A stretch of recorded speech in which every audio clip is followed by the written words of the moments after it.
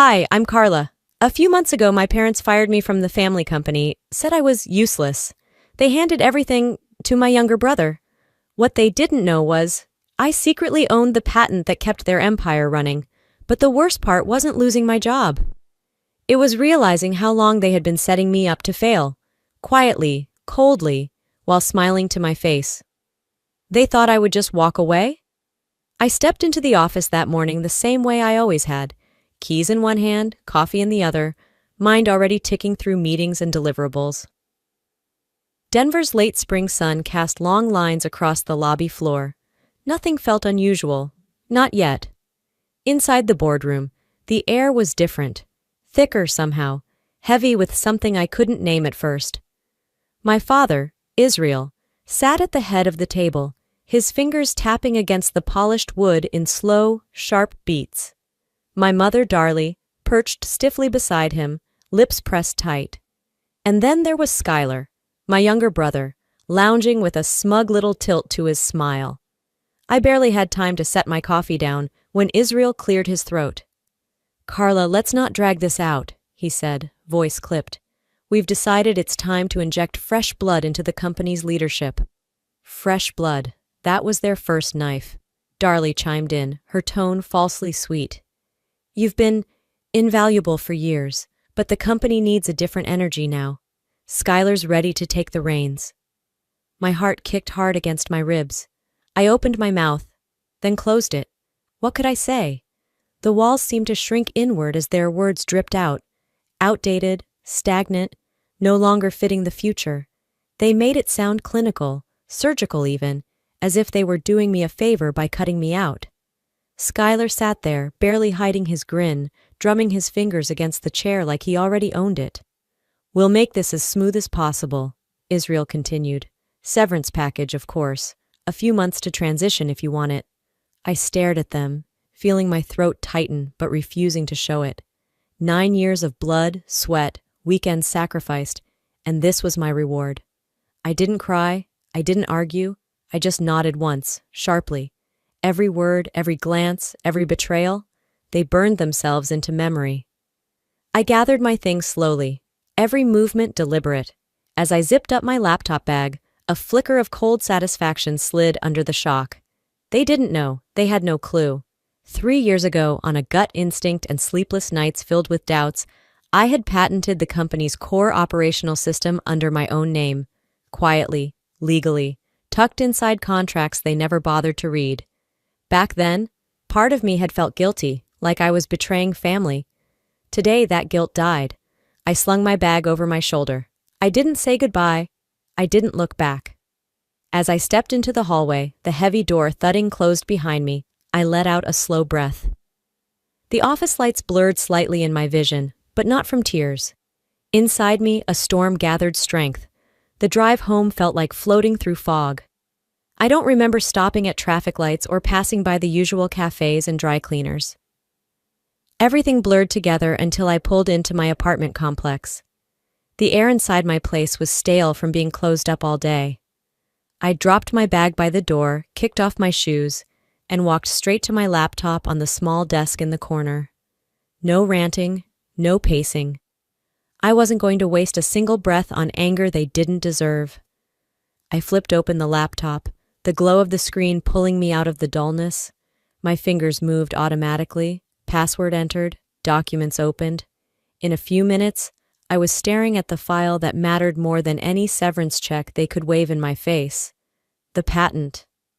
3 years ago, after an especially brutal round of budget cuts that nearly gutted my department, I'd sat down with an old mentor, Mr. Albright, our former CEO, and laid out my fears. He was the one who said it, plain and simple. "Carla, protect your work. Protect yourself."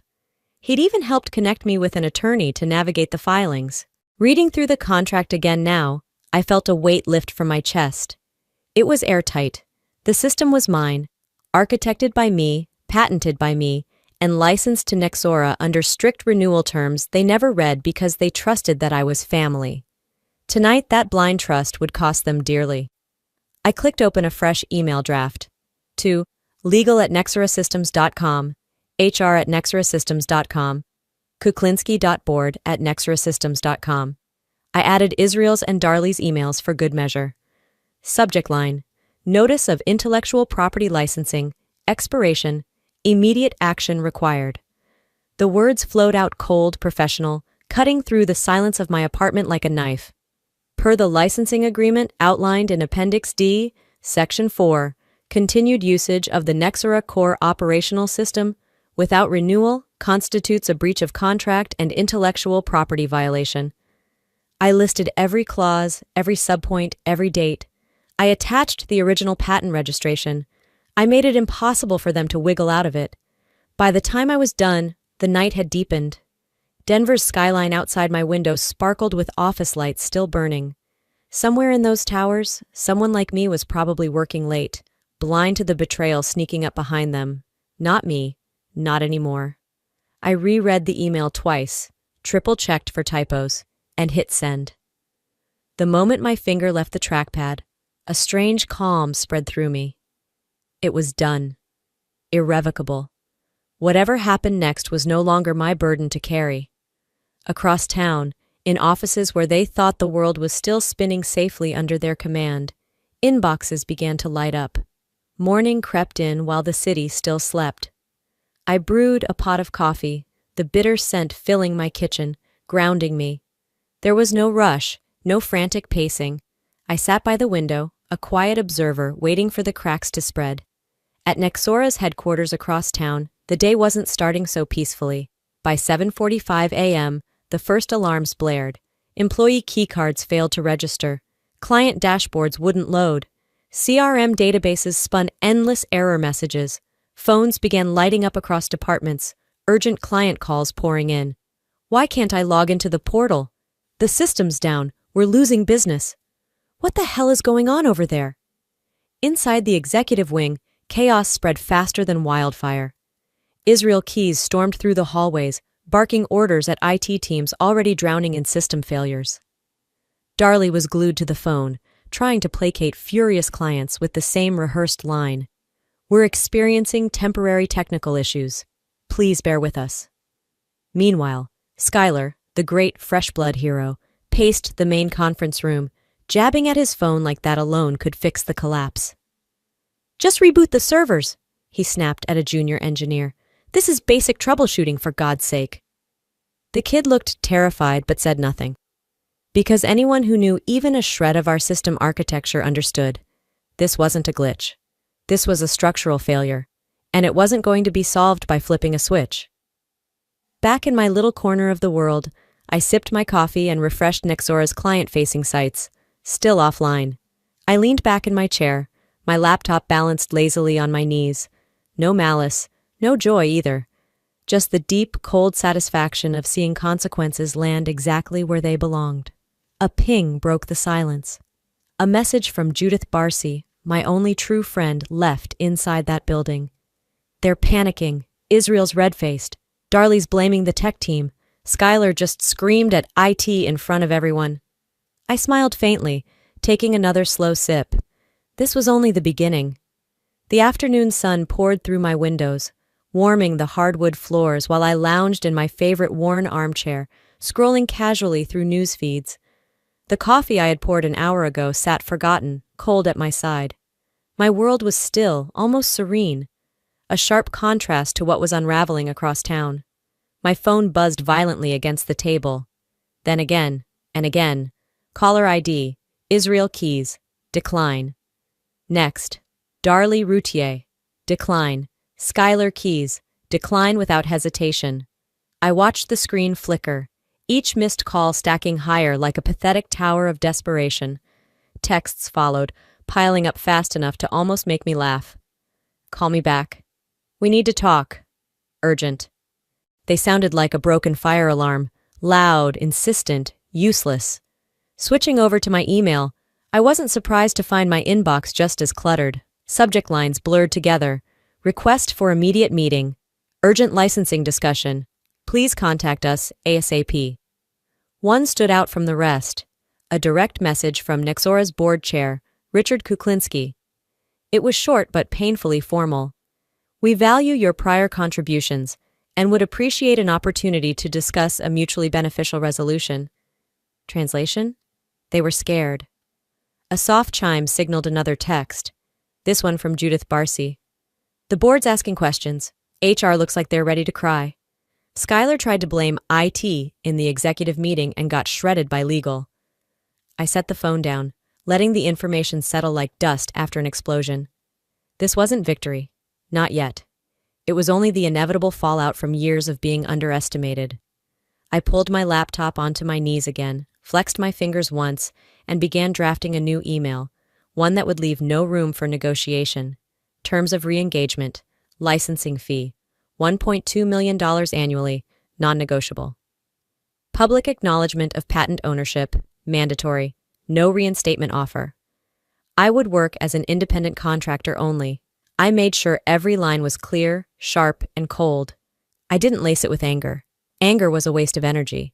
This was about worth, and demanding what should have been recognized long ago.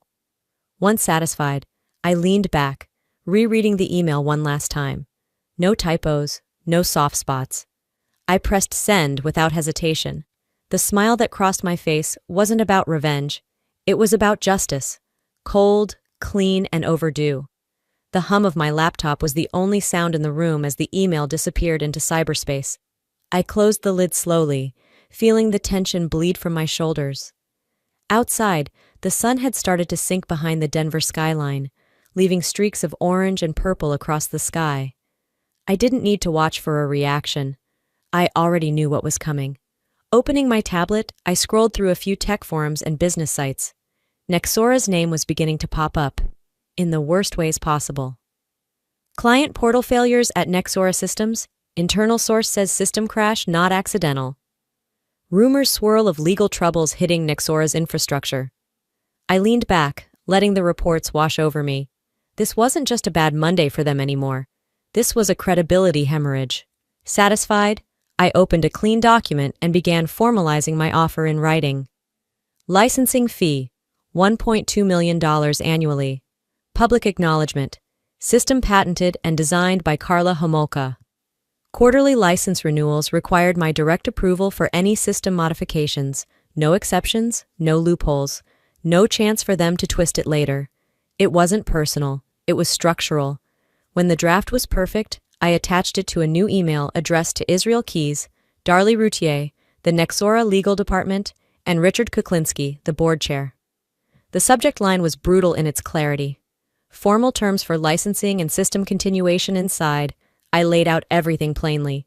No negotiation room, no bargaining table, a strict 48-hour window to respond. Otherwise, I would issue a cease and desist order and escalate immediately to federal IP enforcement. I reviewed it once, then again. There was no anger in the words, only power, balanced carefully like a blade across the throat of their entire operation. Click, sent. I sat back, folding my hands behind my head, feeling the quiet satisfaction of a chess player who knew checkmate was inevitable. My phone vibrated against the table. I picked it up and stared at the screen. Israel is demanding a private meeting. Of course he was. The next morning broke crisp and clear, but my phone lit up with something darker. A single text from Judith popped onto the screen before my feet even touched the floor. Heads up, they're spreading rumors, calling you unstable. Be ready. For a second, the breath caught in my throat. Not from shock, more from a deep, slow-burning anger that moved through me like molasses. They hadn't learned. They wouldn't go quietly. I pulled on a sweatshirt, tied my hair up, and powered up my laptop. I didn't need to wonder long. Already whispers slithered through local business forums. Sources say the architect behind Nexora's infrastructure was mentally unfit to manage critical operations. Unconfirmed reports suggest internal instability led to system failure. Unconfirmed my ass. I knew exactly who was whispering in the dark. I clicked through screenshots methodically, capturing every post, every thread. Names, timestamps, IP traces when available. Emails came next. HR messages, legal queries, even a few panicked messages from low-level employees trying to play both sides. I saved everything, organized it into neat folders like evidence in a courtroom file. I wasn't scrambling. I was assembling a war chest. The betrayal didn't surprise me. What stung was how quickly they defaulted to character assassination, like it was second nature. Family. Right. By noon, I had already booked a virtual consultation with one of the best defamation lawyers in Denver. When we connected, her voice was crisp, no nonsense. Ms. Homolka, from what you've sent, this isn't just workplace gossip.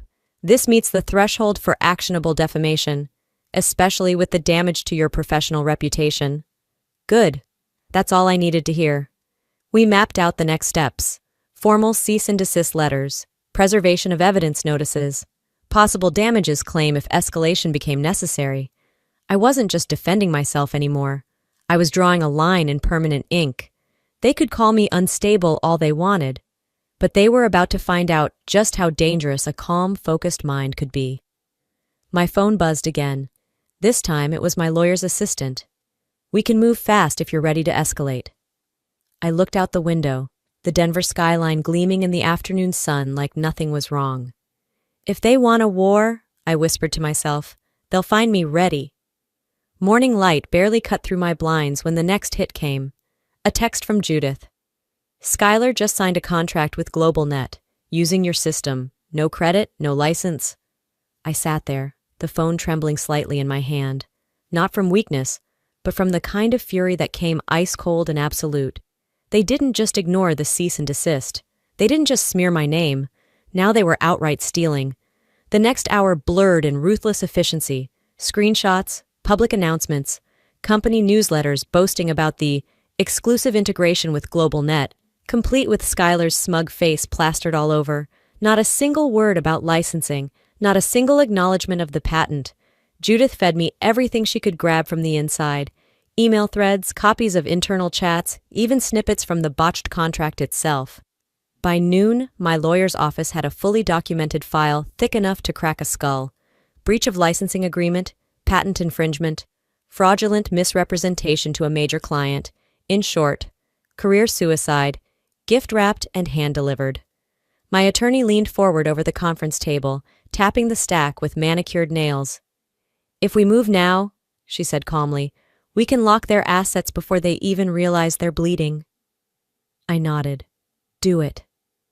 There was no pity left, no sentimental memories of childhood birthdays or Sunday dinners.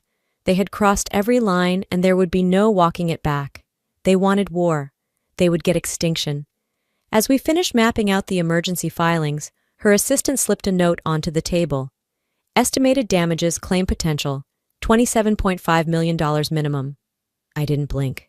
At that moment, Skylar, Israel, and Darley weren't family anymore. They were just defendants. My phone buzzed again. Judith this time. Board's furious. Kuklinski's demanding a full audit. Skylar's losing it. Israel's threatening to sue GlobalNet for bad faith. I smiled thinly. They had no idea. They still thought they could bluff, spin, bully their way out of this. They were about to find out exactly how much a storm could cost. Across the table, my lawyer smiled grimly. We can destroy them by Friday, she said. Are you ready? I didn't hesitate. Start the clock. By the time Friday morning rolled around, the storm they had unleashed was ready to crash down on them. I stepped out of my car and stood in front of Nexora's gleaming headquarters, a thick folder tucked under my arm. I wasn't the scared daughter they used to know. I was a force now, and today they would see it. Inside the boardroom, the atmosphere was toxic. Israel sat stiffly at the end of the long table, trying to project authority he no longer had. Darley was pale, her hands twisting nervously in her lap. Skylar slouched with arms crossed, a scowl carved into his face. The board chair, Richard Kuklinski, nodded at me curtly when I entered. No warmth, just formality. My lawyer followed close behind, carrying the legal documents like weapons ready for battle. No greetings, no small talk, just war. I opened the folder and began. Patent registration certificates, cease and desist notices, copies of emails confirming Skylar's unauthorized contract, screenshots from public announcements, business forums, and leaked internal chats. Every word, every action, meticulously documented. Skylar tried to interrupt, his voice sharp and defensive. She's lying, she's... Mr. Keyes, my attorney cut in smoothly. You are advised to remain silent. Any further disruptions will be noted for the record. Schuyler sank back in his chair, face burning. I didn't gloat. I just continued, laying out every piece until even the most stubborn board member couldn't pretend ignorance. When I finished, Kuklinski stood up, clearing his throat loudly. The board has reviewed the evidence, he announced. It is our decision to terminate Israel Keys and Darlie Routier, effective immediately. Schuyler Keys is banned from all Nexora premises and operations pending legal proceedings. Dead silence.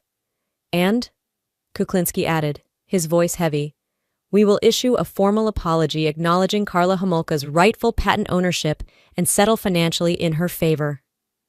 Israel's face went gray. Darlie whimpered something I couldn't hear. Schuyler slammed a fist against the table, sending pens scattering, but none of them looked at me. They couldn't. I gathered my folder, buttoned my blazer, and said my piece quietly, clearly.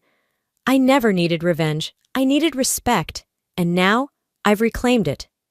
I didn't wait for a response. They had nothing left to say that could matter. I walked out of that boardroom without looking back. The sunlight outside hit me like a fresh baptism, blinding but warm.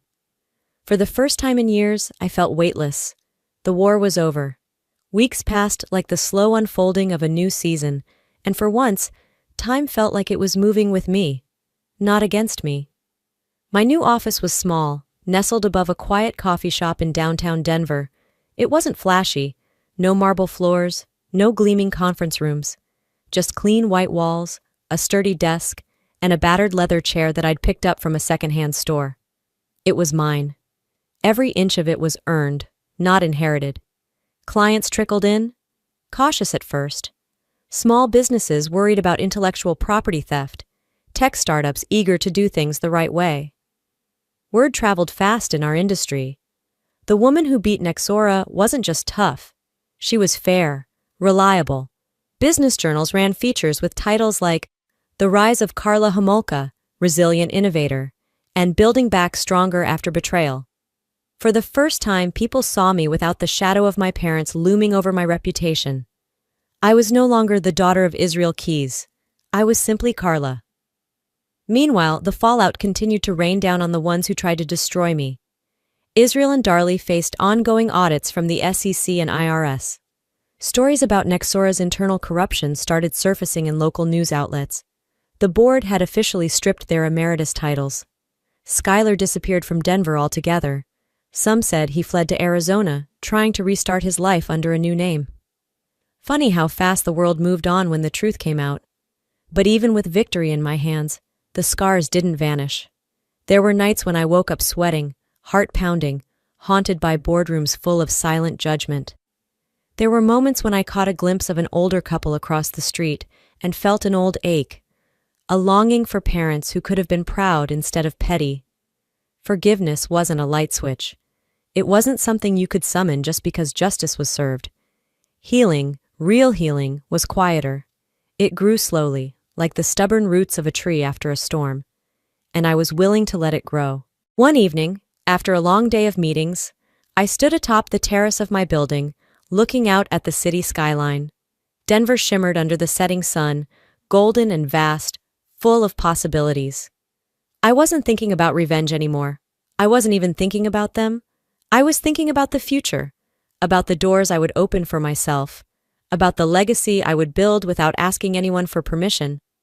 I smiled softly to myself, breathing in the cool night air. I was never asking for revenge, I whispered. I was asking to be seen, and now I see myself. Final closure. When they shut the door, I built a better one, and it leads exactly where I choose to go. Maybe the hardest lesson I learned through all of this is simple, but brutal. Family can fail you. Trust can be broken. Dreams can be stolen. But none of that defines who you are, unless you let it. I wasn't born strong. I had to become strong, one choice at a time. Not by yelling louder, not by fighting dirtier, but by standing up, even when nobody clapped. By rebuilding, even when no one believed in me. If you're facing betrayal, failure, or loss today, let me say this. You are not what they called you. You are who you choose to be tomorrow. And sometimes, the best revenge isn't revenge at all. It's building a life so strong, so brilliant, that they can't touch you, even with all their bitterness combined. Now, I'd love to hear from you. Have you ever had to start over after being underestimated or betrayed? Drop a yes in the comments if this story resonates with you, or tell me what city you're watching from. If you didn't like this story, that's okay too. Let me know why. I truly want to learn from you. And hey, if this message touched you even a little bit, don't forget to subscribe to the channel. More real, raw, empowering stories are coming your way, because no matter what doors close, together, we can build better ones.